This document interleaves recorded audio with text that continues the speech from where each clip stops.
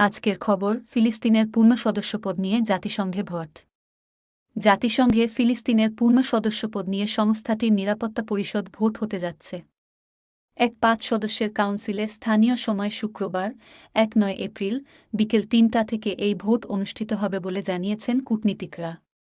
বিশ্লেষকরা বলেছেন, এই ভোটে ইসরায়েলের মিত্র যুক্তরাষ্ট্র ভেটো দেবে।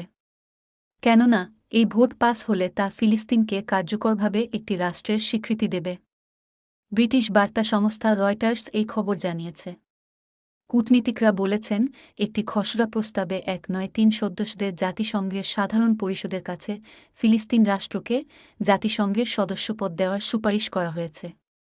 খসড়া রেজলিউশনটি উপস্থাপন করেছিল কাউন্সিলের সদস্য দেশ আলজেরিয়া। বৃহস্পতিবার বিকেলে মধ্যপ্রাচ্যের নিরাপত্তা পরিষদের বৈঠকে ভোটের দিন ঠিক করা হয়। বৈঠকে মধ্যপ্রাচ্যের বিভিন্ন দেশের মন্ত্রী ও রাষ্ট্রদূতরা উপস্থিত ছিলেন। শুক্রবারের ভোটে খসড়া প্রস্তাবটি পাশ হতে এর পক্ষে কমপক্ষে ৯টি ভোট এবং যুক্তরাষ্ট্র, যুক্তরাজ্য, ফ্রান্স, রাশিয়া বা চীনকে ভেটো দেওয়া থেকে বিরত থাকতে হবে।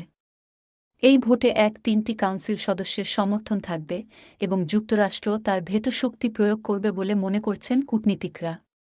ভারতের লোকসভা নির্বাচনের ভোট শুরু হচ্ছে শুক্রবার। ৭ ধাপের নির্বাচনের প্রথম ধাপে ওই দিন ভোট হবে। ভোট শুরুর মাত্র ২ দিন আগে বুধবার ৭ এপ্রিল পশ্চিমবঙ্গের শাসক দল ও বিরোধী জোট ইন্ডিয়ার অন্যতম দল মমতা বন্দ্যোপাধ্যায়ের তৃণমূল কংগ্রেস নিজেদের নির্বাচনী ইশতেহার প্রকাশ করেছে।